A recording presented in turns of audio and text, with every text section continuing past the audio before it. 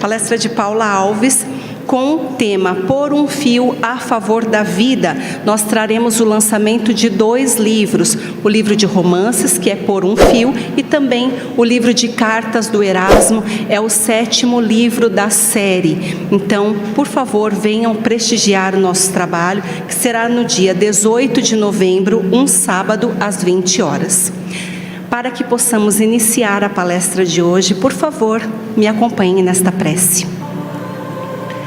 Amado Senhor, nós agradecemos por este momento, onde estamos todos envolvidos em Seu nome, todos unidos como irmãos, numa verdadeira fraternidade. Que os Espíritos de luz estejam entre nós, assim como o amado Mestre, e que possam doar seus fluidos balsâmicos e salutares, nos entregando suas benditas inspirações para nos elevarmos. Senhor, que seja permitido contar com o auxílio do mentor Erasmo Gurgel, me inspirando, conduzindo o trabalho edificante. Graças a Deus, graças a Jesus. A palestra de hoje tem como tema Depois da Morte.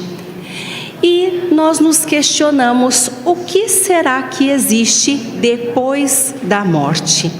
Para nós espíritas, a imortalidade da alma, sem dúvida, nós acreditamos que só o que morre é o corpo físico, mas entre todos os nossos irmãos de diversas religiões, fica este questionamento: o que será que ocorre depois da morte? E Kardec, no livro O Céu e o Inferno, no capítulo 1, nos informa que o homem tem 3 alternativas. Ele pode acreditar no nada. Morreu, acabou, não sobra nada. É a crença do niilismo, onde a pessoa, normalmente materialista, vai concentrar todos os seus pensamentos na vida presente. Esta crença é um estímulo ao egoísmo, porque a pessoa quer satisfazer-se nesta vida e não pensa em ninguém, só nela, só nos seus prazeres. Esta crença rompe os laços de fraternidade, de solidariedade, que estão fundados nas verdadeiras relações sociais. Portanto, para o nosso progresso, esta crença não tem nada de produtiva, já que estará estimulando a divisão, o egoísmo, o orgulho. Mas a pessoa também pode acreditar que depois da morte ocorre a absorção no todo universal. Estas pessoas, elas já vão admitir um princípio inteligente fora da matéria. Eles creem que cada indivíduo, ao nascer, assimila uma porção do princípio inteligente. E ele vive durante toda a sua vida naturalmente, mas com a morte, este princípio inteligente volta para o foco comum e perde-se no infinito. Isso quer dizer que ele vai perder a sua individualidade, é como se não existisse. A terceira alternativa é a que nós compreendemos como real, como verdadeira. É a que fala sobre a individualidade da alma. Esta crença traz para nós que o destino de cada alma estará diretamente ligado com as qualidades pessoais e responsabilidades do ato de cada pessoa. Cada um é livre para escolher o bem e o mal, em decorrência da forma como viveu toda a sua vida, determinará para onde será encaminhado depois da morte do corpo físico. Então, nós cremos que com a morte do corpo, só o que morre é o nosso corpo. Mas o nosso espírito continua da mesma maneira, com as mesmas crenças, as mesmas qualidades e defeitos. Será diretamente encaminhado para o local de afinidade. Se eu fui uma pessoa muitíssimo bondosa, estarei ligada àqueles que também são bons. Se eu fui criminosa, perversa, estarei encaminhada para um local que abriga estes mesmos seres. Mas Kardec também nos traz a importante elucidação no livro O que é o Espiritismo, dizendo que o homem possui 3 elementos essenciais. São eles: espírito ou alma, quando está no corpo físico, é o princípio inteligente em que reside a inteligência, a vontade e o senso moral. Também o corpo físico, que é um invólucro material que permite que o espírito entre em contato com o mundo exterior. E o perispírito, que é um invólucro fluídico e que é um laço, um intermediário entre o espírito e o corpo. Com a morte, ocorre a destruição do corpo, que a alma abandonará, mas permanecerá ligada ao seu perispírito, que consegue fazer com que este espírito percorra o espaço com a rapidez do seu pensamento. Mas Kardec também nos explica sobre o desprendimento. Nós escutamos muito falar sobre isso. Vamos dizer que eu, Paula, esteja então nos momentos finais da minha vida enquanto encarnada. Estou no leito. Então, as pessoas dizem, ela está quase partindo. Está em desprendimento. Este desprendimento, então, é o momento onde a alma se separa do corpo. Ele é gradual e a lentidão é variável dependendo da pessoa e da causa da morte. Pensemos numa morte violenta. Erasmo diz, sim, num ambiente muitos. Acidente de carro. Acidente de carro, morte violenta. O desprendimento é brusco, rápido.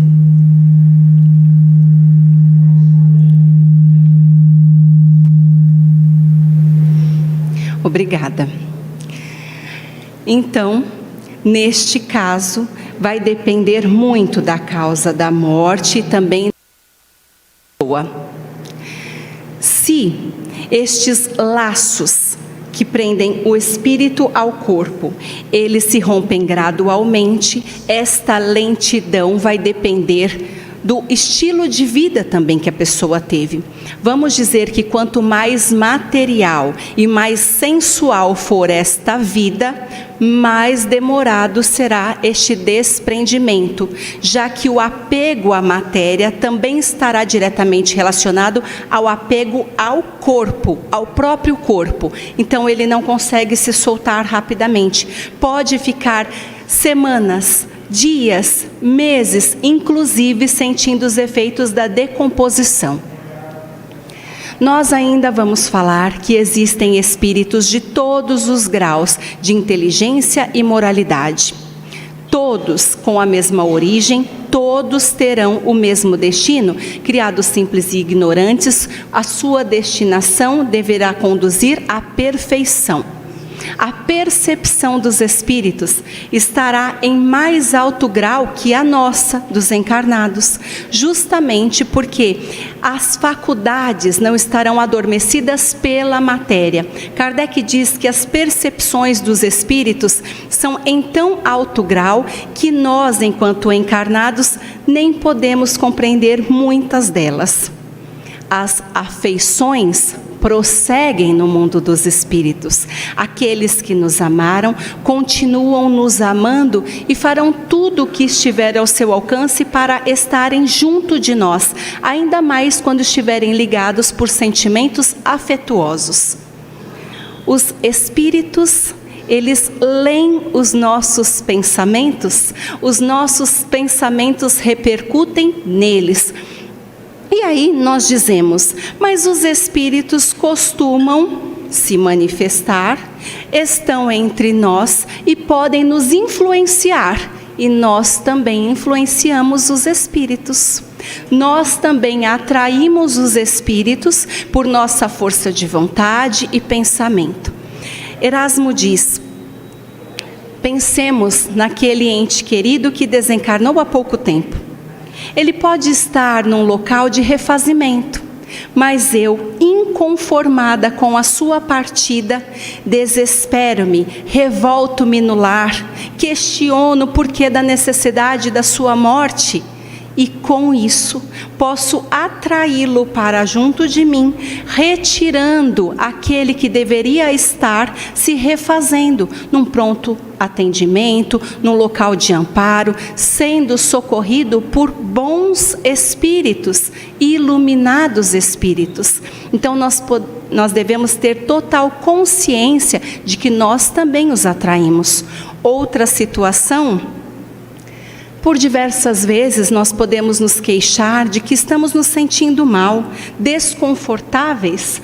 Deve ter um espírito obsessor junto de mim. Mas eu nunca parei para pensar que os meus pensamentos de inveja em relação àquela linda mulher podem estar atraindo estes espíritos que estão afinizando com a minha forma de pensar. A melhor forma de impedirmos estas invasões seria então nos concentrarmos em nossos próprios pensamentos, nos esforçarmos. E tem aquele trecho: orai e vigiai. Vigiem seus pensamentos. Nós devemos então, quando estamos nos sentindo atacados, aproveitarmos nosso tempo para leituras edificantes, para trabalhos que sejam importantes para nós, para nossos familiares, nos dedicarmos a coisas que são boas para mim e para os outros. Desta forma, eu me elevo e consigo me proteger dos ataques e invasões dos chamados maus espíritos, porque eles não estarão mais pensando da mesma forma que eu, simplesmente porque fui eu que modifiquei a minha forma de pensar. Nós ainda vamos dizer que os espíritos, eles estão ligados a diversos trabalhos, constituem uma das forças da natureza e estão ligados tanto com trabalhos no mundo físico quanto no mundo moral. Além disso, nós ainda podemos dizer que os espíritos superiores têm a missão de conduzir, de guiar os homens no bom caminho. Eles estão trabalhando como governadores do universo, recebem de Deus diretamente as informações do que devem fazer. O seu trabalho é incessante, porque estão sempre recebendo missões de Deus. Eles já não têm necessidade e nem sofrem mais como nós, nem necessitam mais de reencarnes, mas estão no controle de todo o universo. No livro Depois da Morte, Leon Denis nos explica que o homem, o espírito, ele guarda na própria consciência tudo o que faz, de bom ou de mal. Consequentemente, ele tem na própria consciência sua recompensa ou seu castigo. Ele é o seu próprio juiz. Depois da morte, o homem consegue acessar tudo o que fez. Vocês já devem ter ouvido falar ou mesmo assistido alguns filmes que mostram que quando a pessoa está recém-desencarnada, consegue visualizar, ou então está prestes a desencarnar, e visualiza diante de si toda a sua existência. E Leon Denis diz que é exatamente isso que acontece. Consegue visualizar da infância até a morte pensamentos, palavras e ações, contempla a si mesmo, tem acesso a toda a sua existência, suas ascensões, suas quedas, e desta forma ele consegue comparar o bem e o mal que ele mesmo executou. É nesta ocasião que ele tem o julgamento de si mesmo, que é a espécie de julgamento de Deus. Depois disso, ele está pronto para iniciar a sua reabilitação. Mas aí Nós temos também indícios de que no mundo espiritual, muitas vezes, vocês também já devem ter ouvido falar, a pessoa que faz aborto, isso está no livro de Chico, mais especificamente André Luiz, não vou conseguir acessar o nome do livro, mas uma pessoa que fez o aborto e deixou visível no perispírito os crimes que fez, os atentados dos quais provocou. E é isso que acontece. O perispírito guarda todos os fatos de sua existência. É por isso que depois da morte, então, despojando o corpo físico, nós revelamos para todos o que nós fizemos. Estas imagens ficam visíveis para todos. Você exibe o seu céu ou o seu inferno no mundo espiritual. Incrível, né? Nós ainda vamos utilizar o livro Evolução em Dois Mundos, agora sim, André Luiz. E ele fala para nós que a alma, depois da morte, passa pela purgação. Isso, a alma culpada vai passar pela purgação, que será mais proveitosa quanto mais se arrepender. Ainda explica para nós que aquela pessoa que ficou no leito por muitos anos, passou por uma doença difícil, longa, e nós dizemos, coitado, por que está passando por todo esse sofrimento? Seria melhor uma morte rápida, que caísse aqui, vítima de um infarte fulminante. Nada disso. As doenças longas e difíceis servem para depurar o nosso espírito através do autoexame. A pessoa tem tempo para raciocinar tudo o que aconteceu e dentro do corpo físico consegue se depurar. Não será necessário passar por tudo isso no mundo espiritual. Possivelmente já consegue receber um resgate e pode passar diretamente para um local de assistência. Por isso é uma fase importante da vida, que nós devemos sim ter toda a condescendência e compaixão por aquele que sofre no leito. Mas os criminosos, depois da morte, pelo arrependimento, vão plasmar em torno de si as cenas nas quais arruinaram sua vida. E estas cenas serão sustentadas pelos pensamentos desajustados dos próprios criminosos. Tudo o que estiver relacionado com aflição, as aflições que são suportadas com paciência e com resignação, elas servem para modificar sensações e ideias. Então, nós precisamos nos conscientizar de que todos os sofrimentos que estão sendo vividos no corpo físico são eficientes para nos elevar, mas também para nos depurar, permitindo que possamos receber a assistência dos bons espíritos depois da nossa morte. Mas voltando no caso dos criminosos, nós sempre imaginamos que aquele que foi cruel, um ser terrível entre os homens, depois da sua morte, vai parar no umbral. E é isso. Eles vão para a região purgatorial, lógico, porque se afinizam com os maus, se afinizam com as regiões onde existem trevas. Jesus dizia, choro e ranger de dentes. Vão para este local. Mas será que eles ficarão neste local por toda a eternidade, ardendo no fogo do inferno?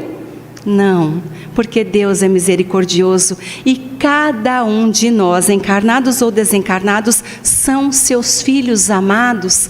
Deus só espera um pequeno sinal de arrependimento.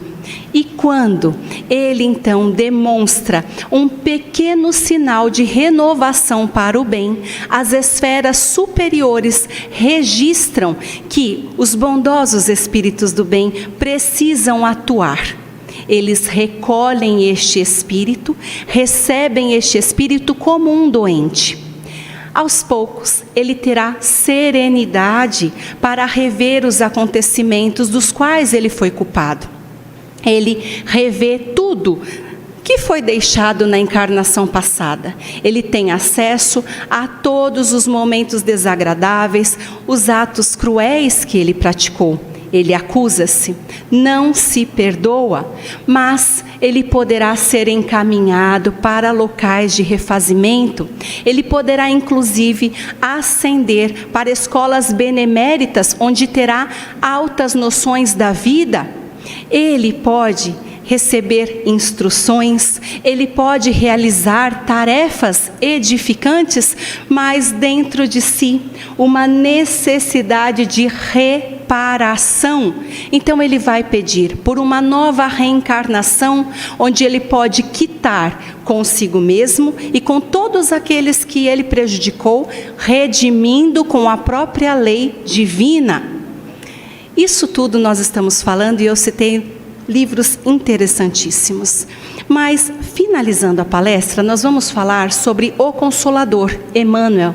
Emmanuel diz que o desencarnado, nos primeiros tempos, depois da morte, ele vai se encaminhar diretamente para os locais de afinidade, do mesmo jeito que ele estava ligado com a vida material.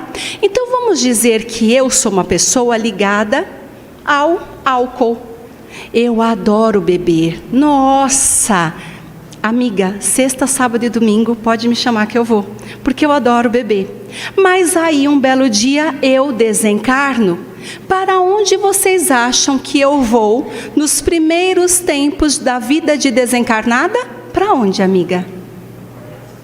Eu vou me encaminhar para algum bar, para algum local onde as pessoas estejam bebendo, porque é onde eu tenho afinidade, é onde eu sinto prazer, e eu ainda não tenho compreensão das coisas espirituais, porque eu sempre estive muito ligada à matéria. Eu vou ser encaminhada diretamente para os meus locais de afinidade, e é com isso que nós trazemos a reflexão de hoje. Pensem. O que é para você afinidade? Agora, enquanto encarnados, cada um de nós é uma pessoa de um jeitinho, cada um de nós se afiniza mais com isso ou com aquilo. Pensa, o que é que você gosta realmente de fazer? Quais são os seus grupos de afinidade? E a partir daí, nós vamos imaginar se desencarnássemos de hoje para amanhã. Então, desencarnados nos primeiros tempos depois da morte, para onde nós estaremos sendo diretamente encaminhados através da nossa própria afinidade, da nossa própria força mental. Sou eu que me encaminho para estes locais. Para onde será que eu vou me encaminhar em decorrência dos meus pensamentos, palavras, atos e afinidade? Eu espero que todos que aqui estão me ouvindo estejam mais ligados à espiritualidade do que com a matéria. Eu acredito que sim, senão não estariam aqui depois de uma chuva dessas. Então, certamente nós, que gostamos de estudo, que gostamos de ouvir a palavra do Senhor, estaremos bem encaminhados, junto dos bons espíritos, já desejosos de participar de locais de aprendizado, de locais de tarefas edificantes, de locais onde nós somos servos, de locais onde podemos auxiliar e não locais onde somos servidos, onde estamos doentes, onde precisamos de assistência. Por favor, me acompanhe nesta prece. Amado Senhor, neste momento, nós agradecemos por todas as oportunidades que temos de crescimento individual. Mas como estamos falando do depois da morte, cada um de nós aqui tem entes queridos e amigos que já desencarnaram.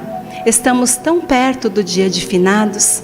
Senhor meu Deus, que seja possível aos meus irmãos recordarem daqueles que partiram, daqueles aos quais nutrem tanto afeto. Este local, que é pronto-socorro e escola, nos permite pensarmos neles, irradiarmos nossas melhores vibrações de amor, paz, de esperança. e que estes bondosos mentores, instrutores do bem, os espíritos elevados possam conduzir estes fluidos a estes locais onde estes nossos irmãos foram acolhidos.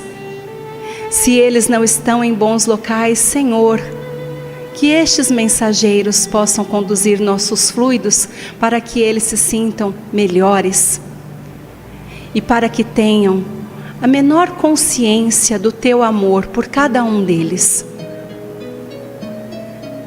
Seguidores do amado Mestre Jesus, nós sabemos o quanto é grande o Teu amor por cada um de nós e temos a certeza da assistência que todos os desencarnados recebem, mesmo quando só podem visualizar as trevas. Sempre existem luzes bem perto deles, esperançosos que possam olhar para o céu, solicitando o Teu amparo. Nós agradecemos a Erasmo por mais este trabalho. Graças a Deus, graças a Jesus. Meus irmãos, eu peço, por favor, continuem sentados, porque os trabalhadores desta casa irão direcioná-los aos trabalhos de assistência. Eu agradeço a todos por esta oportunidade. Gratidão, paz e luz.